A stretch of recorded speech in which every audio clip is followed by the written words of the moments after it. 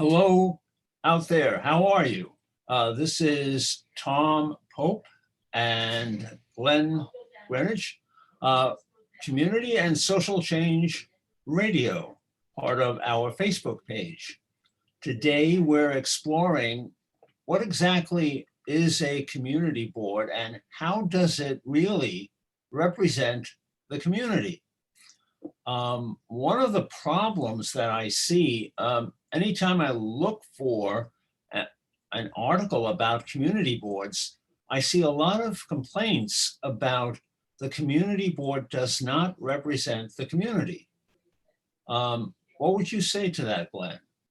Well, that's probably pretty accurate in that a lot of the community board members have been on community boards for 10 plus years, and some as long as 20. And some of them have been in leadership as long as 20 years. So as communities change, you don't necessarily get the turnover or the representation that that you probably should get in a changing demographics. So this, I'm sure there's some truth to it. Also, as communities change, the people who are coming in to be the representatives don't necessarily know how to get on a community board and what the process is.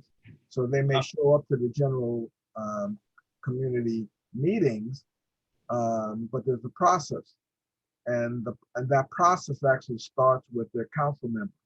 So I'm in a particular district. I go to my council person, submit an application, and based on whatever criteria that the council person may have. You should mention your experience as a community board person. Yes, well, I've been on the board probably now about 7 or 8 years. Actually, no, 2010 is when I joined community board. So, so the process is you go through your council person and they recommend you, and you begin to attend meetings. Now, part of that is that you've got a cadre of different committees. So as a community board member, you're expected to at least attend 1 to 2 committee groups and the general meeting, which is once a month. Let me start out with something that's on a very high level, maybe. If we could forget about how it operates right now and ask the big question, what should the role be of the community board? How would you answer? Well, I would answer it in saying that the community board should have actually more power than it has to date. And what do I mean by that? I mean that, let's say, for example, there's a variance being asked. A variance is, let's say, for example, a builder, developer wants to do something that's outside of the zoning process. Well, outside of the zoning process, you have to come to the community board. You have a ULURP, which is a whole process where you go to the community board, you go to the borough president, you go then back to the city council, and then the mayor. So you've got like 3 or 4 steps and months in between all of that processing. And it starts out with city planning. So city planning kind of kicks it off and starts the process. Right now, if a community board says that they don't want that particular thing, be it a variance, be it a particular kind of building, the community board is not the last say. It can be overridden by the board of standards, which is the city designated agency that governs all of that. So let's say, for example, we don't want this bodega to come in. We vote no as a community board, but maybe the borough president votes for it, or maybe the city council people decide and don't take on the recommendation of the borough president or the community board. As you're describing this sounds like in the idea of how are we governing ourselves? We have a higher level beyond the local community, and the local community can always lose out to some higher interest. Correct. Um, And that's what I think should be changed. I think that if I were to redesign the whole process, Let would- me take this to another level. What should the role be of the city council? I think the city council should be sort of reverse roles with the community board. I think the community board should actually have the power, and the city council is just kind of, rubber stamps whatever the community says that they want, because it's the community. Aren't we creating a duplicate system? If we want to have an idea of a democratic process, rising up from the local point, wouldn't it make more sense to have the community boards throughout the city operate like the city council and be the city council? Yes. And I don't think that our elected officials are ready for that.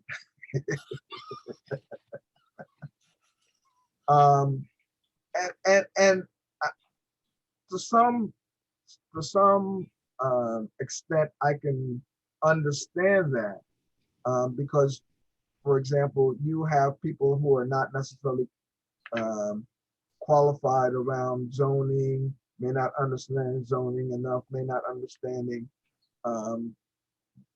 and communities can get caught up in the emotional aspect of a thing coming in.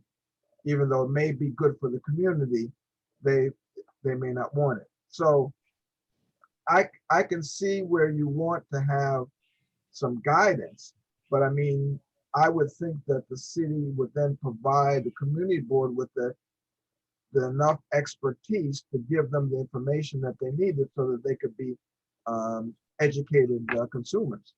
This aspect of expertise is needed. However, Congress handles this by having committees dealing with a certain topic. And the people on those committees are more expert than the rest of the body. Can't the community board system operate the same way? Well, it does. It actually does. So you do have probably 12 or 13 different committees that are part of the community board. Land use being one of them, economic development being another one, sanitation, traffic, senior citizens, youth, education.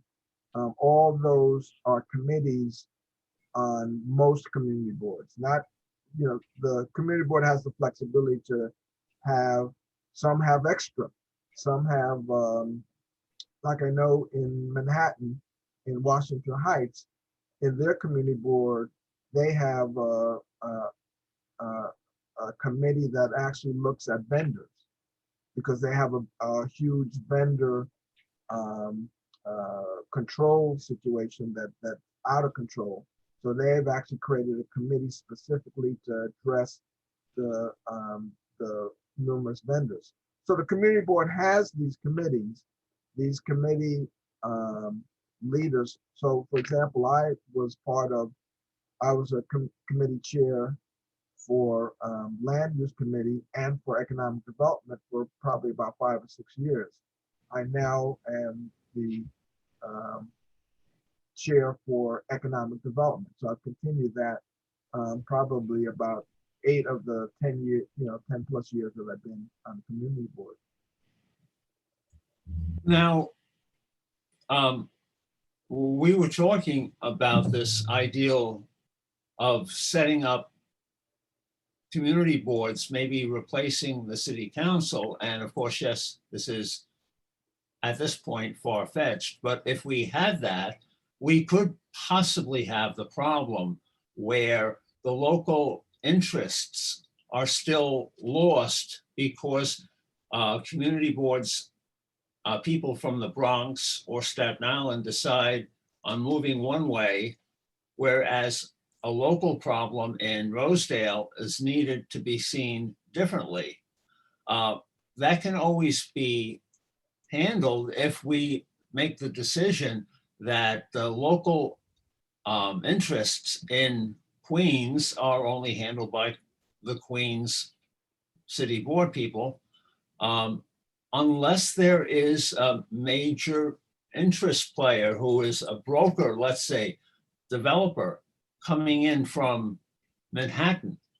Well, maybe that developer is putting too much pressure on the local interest. We have to find some way of stopping that. So there are governance questions to be answered, but I think this happens right now with the city council. Well, exactly. It happens with the city council. If the community boards were to flip, you would probably have the same kind of approach. I think that people who have interest in a particular locale inside the community board do do a little bit of lobbying, and they have been known to do some end arounds, so that they maybe work with the city council person rather than the community to kind of get the city council person to sway it in a particular direction or not. So I mean, there's no um, um, panacea about this. This is something that no matter who's in charge or who's actually making the bottom line decision, there's still outside influences that come into play, to economically to sway it in a particular direction or not. So um, so I think that again, the city charter is what gives the community board the power that they have, and that's been modified and changed. In fact, um, Bloomberg tried to take it away, and actually was looking to get rid of the community boards at one point in time. And of course, there was enough uproar about that he wasn't able to accomplish that, because the other thing that's very valuable that's done right now is because you have the community board at least part of the process, you then at least know about some of the things that are happening in your area. And so then, of course, obviously, if you're that much against it, then you can protest, you can organize and let the elected officials know, listen, we don't want this. This is not what we want as a community. So you put your elected officials on blast and let them know, no, we don't want this. And you, as our deemed elected official, need to support us in this. Going back to the original question about does the board represent the community?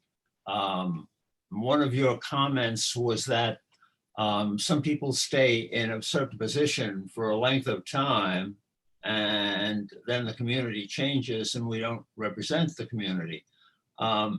Now, you've been in a position but for a length of time, but I think you still represent the community. So the quick answer of, let's say, a term limit approach is not the answer. The answer is, how do we find some way, as the community is changing, to include more people in the process of how they're being selected? Absolutely, because one of the failures of having a term limit, then you lose people who got the training, who got the expertise and the understanding and the history of what this neighborhood or that community has gone through. You lose that continuity. And so if they were to do that, you now, yes, you now have a match for the diversity in the community, but you've lost years of experience. And I think that that's the back and forth issue that's being talked about. How do you how do you bring in the diversity that you need, but also maintain that expertise that has been driven up over the years. In January, the Queens Borough has instituted an application process online for community boards. Would that be helpful? The application, I believe, isn't it has to do with the 311, or is that application for the actual community board? Are you? I think that was for the community boards. Bless you. Thank you. Well, Yes, let's see. I think that would make things easier. I think that again, not knowing, you come in, you move into community, you don't necessarily know how that community is operating and how to get on a community board. And I think that would help the process, absolutely. Let me see. This year's application has been digitalized in order to ensure the process can be completed faster and easier for all prospective applicants. And this is in reference to the community boards. Yeah, so in the past, what's happened is there was a paper application, you fill it out, you bring it back, you get it certified, and then that process from the city council's office goes then to the borough president's office, and they have a department that actually takes care of the community boards. But requiring the applicant to have access online, is that creating a problem because many people might not have that access? Well, that's also part of the issue, is not everybody is that savvy necessarily. Now, what you'll probably get is a lot of younger folks who are up on that, who understand the whole online application process a lot easier and will apply, but do they understand or know the history and have the experience to actually lead a conversation for a community as opposed to their own personal interests, which make sometimes conflict. I mean, sometimes let's face the fact. Sometimes I will look at an issue and say, okay, I personally don't approve of it, but I think it's the best way to go for the community. And you've got to be able to look at that and discern what's best for the community, because you're representing the community. You're not representing yourself, even though you're a resident in that community, you have a voice. But I look at it from a standpoint of what's the best thing that the community needs. So in a hypothetical scenario, how do we deal with this type of problem? The community is changing its composition, and we have wonderful people in the board, but we suddenly realize we want to change the composition of the board to reflect the community, which means letting go certain very good people. How do we make that adjustment? Tom, I don't have a good answer on that one. I think that's the real issue at hand. How do you do that to be inclusive, but also to not lose the experience of the people that have been leading, that understand, where the skeletons are buried and so forth, and the traps to avoid. A very interesting conversation. Do you want the diversity, or do you want the experience? And how do you traverse those two opposing views? Well, if you like what you've seen, contact us at Community and Social Change on Facebook. Let us know your comments. Thank you.